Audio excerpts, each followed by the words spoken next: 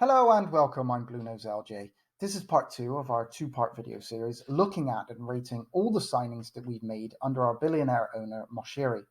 Now, in part 1, we finished up looking at the season 2017-2018, and we're going to take off here in 2018-2019. We've just got rid of our previous manager, kind of caretaker manager, Sam Allardyce, who took over from Ronald Koeman. And we've replaced him with Moshiri's number one target, Marco Silva. Now, Marco Silva obviously was linked with Everton previously when he was at Watford, but Moshiri finally got his man. Now, I can probably safely say that most Evertonians would say that Marco Silva was not the number one person that we would have chosen, including myself. But as an Evertonian, you get behind the manager that is the manager of your club, and that is what or was Marco Silva. So, like most managers, Marco Silva went back to his previous club to make his first signing, and that was Richarlison. Now, I wasn't convinced on this signing. I've got to be honest, at first. I thought Richarlison had gone off the boil a little bit since Marco Silva had left, and £40 million seemed a lot of money. But he has proved me completely wrong. Richarlison has become one of the best signings that we've made for a long time. And he is a really important part of our squad right now. And I really hope that Carlo Ancelotti can convince him to stay. Obviously, that depends on us improving next season.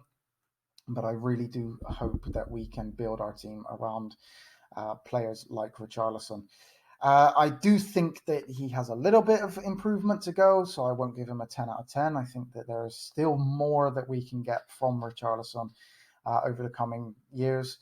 And so I will give him a 9 out of 10, and the £40 million looks like a bargain. Then we come to Lucas Digne, who I would arguably say is up there with our best signings, especially under Moshiri anyway, for quite a long time. Very Baines-esque.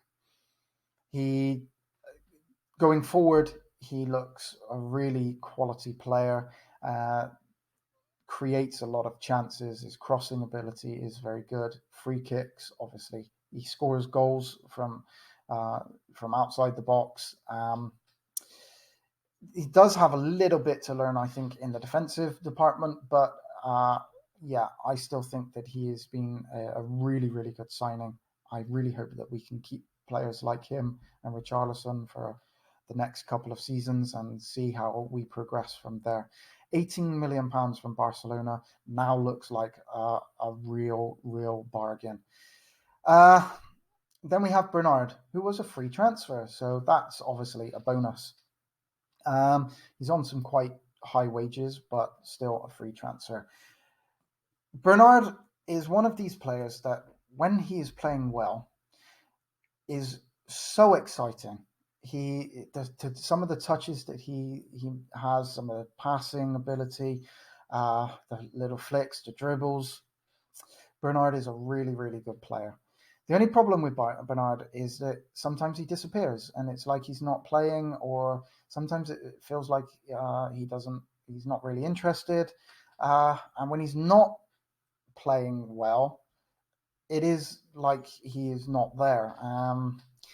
And that is a problem. The inconsistency with Bernard, especially with the talent that he definitely has.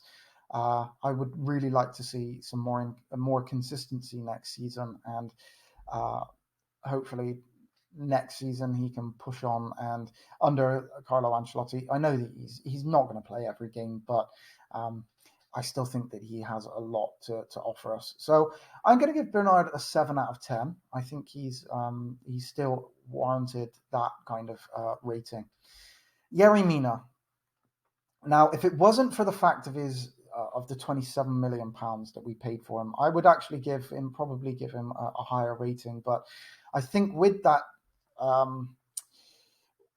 transfer fee and the expectation of after the World Cup, I was maybe thinking that we would get a little bit more out of him. I know he was injured, and he seems to be a little bit injury prone, but he's a really good defender. I think he has a lot going forward as well. So he's very tall, so he obviously poses threats on set pieces and corners. But defensively, sometimes I get a little bit worried when maybe it's a one-on-one or a situation, or even at set pieces back at our end. Sometimes he's not as convincing as I would like him to be. I still think that he has potential, and he is a good defender. So I would give Mina a 6.5 out of 10. Andre Gomes. Andre Gomes' first season with us looked awesome. One of the better signings of under Moshiri. This first season under Marco Silva, we had some really, really good signings. Now, Andre Gomes last season looked a completely different player. I don't think he looked comfortable. I really do think that the loss of Idrissa Gana Gueye affected Gomes more than most players, because Gomes was being asked to do things that probably he shouldn't be, like a lot of defensive work, which this isn't what Gomez's game is about. It's about creativity, and he wasn't allowed to do that last season. Even before the injury really did impact him, obviously, and it was such a nasty injury. But even before that, he didn't look too comfortable. The game against Sheffield United shows that Andre Gomes still has a lot of ability, and the passing that he did during that game. If we can get somebody to sit like Idrissa Gana Gueye did, and frees Gomes up to do what Gomes does, hopefully next season, I think we can get the best back out of him. So on the first season, I would give him an 8 out of 10. Last season, probably only a 5. But in all, I'll give Gomes a 7 out of 10. And especially with that Sheffield United game, I still think that potential is there. Then we have Kurt Zouma, who came in on loan. I would have liked to have seen Kurt Zouma sign for us. I think he was a really good defender. I liked Kurt Zouma, but he decided to go back to Chelsea and fight for his place. I would give Zouma a 7 out of 10. I think he's a better defender than Mina. And out of the two, I think Zouma is a better defender. But he did go back and try and fight for his place at Chelsea. So, yeah. But during that season, I would give him a 7 out of 10. Then we come to Silva's the beginning of the second season, where things started to go wrong. The signings just weren't good enough. Or maybe it wasn't necessarily just the signings weren't good enough, but luck wasn't on his side either, I must say. But some of the signings just weren't good enough. We had Jean-Philippe Gumabin. Now, obviously, we lost one of our pivotal players in Idrissa Gana Gueye, and any club that loses Idrissa Gana Gueye is going to notice that you have lost that kind of player. He was that last season. He was immense for us. But then we brought in Jean-Philippe Gumabin as a replacement, and we just didn't see it because obviously the injury that he got. So we're still in the dark as to whether he will be a replacement for Ghana. And had he been that replacement last season, maybe we wouldn't have struggled in midfield so much because we had Davis and Sigurdsson. We had no holding midfielder. So that was bad luck. Now, I know that he was kind of injured before he came to us anyway as well. So, yeah, I do think that was bad luck. And had he played, maybe we would have seen a completely different Andre Gomez. So, yeah, we lost Ghana, and that really affected us. Then obviously we had Gomez, who signed for us permanent. So we also had Fabian Delph, who I've never rated Fabian Delph, to be honest, as a player. He's okay. I just don't think he's anything special. Has shown very little for Everton. So personally, yeah, I can't really give Fabian Delph more than a 5 out of 10. I'm struggling to give him that. I'd probably give him a 4 out of 10. I don't think his performances were good enough. Yeah, I don't actually even like him as a person. I don't think he comes across as a very nice, the type of player that I would like to see at the club. So 4 out of 10 for me for Fabian Delph. That was it looked okay with the money that we paid for him, £9 million, but yeah, hasn't worked. Far too injury prone. So yeah, disappointment. Then Sidibe at right back, he was okay. I know a lot of Everton fans actually didn't really rate him that much. I actually thought he was okay. I don't know. I didn't see that bad out of. Yeah, he isn't the best defender in the world, and but going forward, he provided a lot. He worked hard. I thought. Positional, especially in defence, there were times when he got caught out a fair bit. Probably no different than John Joe Kenny when he was there. But I think he did a job. I don't think that he did enough to be able to sign him permanent, but yeah, he did okay when Koeman was not fit, or when he stepped in Coleman's place. So I give Sidibe a 6 out of 10. Jonas Lossell was shipped out straight away, so I'm not even going to bother rating him.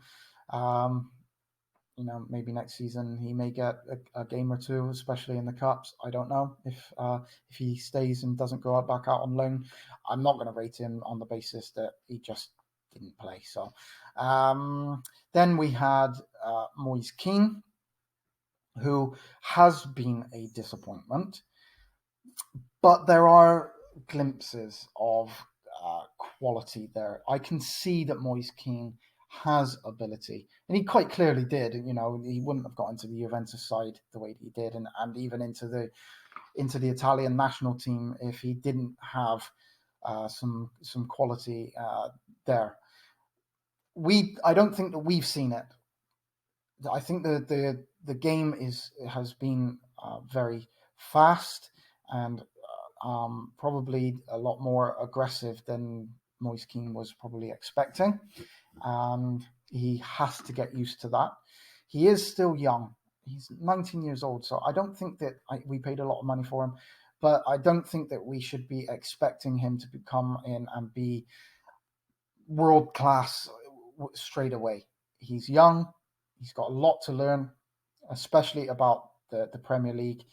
But still, there are glimpses there that there is potential. I'm going to give Moise Kean a 6 out of 10. There are times when I do think that he could have got lower, but I do think that he really has potential, and I'd like to see next season under Carlo Ancelotti progress and hopefully get a little bit more game time and work on the physical side of it. And I think over the next couple of seasons he could be. I see a potential of a kind of a Lukaku. I might be over rating him there, but I do see a potential of a kind of Lukaku-esque there. but we'll see. We'll see on that. 6 out of 10. And then Alex Iwobi, which has been one of the biggest disappointments. Now, out of all of the signings that we've had, Alex Iwobi, I think if Alex Iwobi would have cost 12 to 15 million pounds, it wouldn't have been so bad. And some of the performances, he's looked okay in some performances. He's definitely got some talent. But at 30 million pounds, no, not worth it.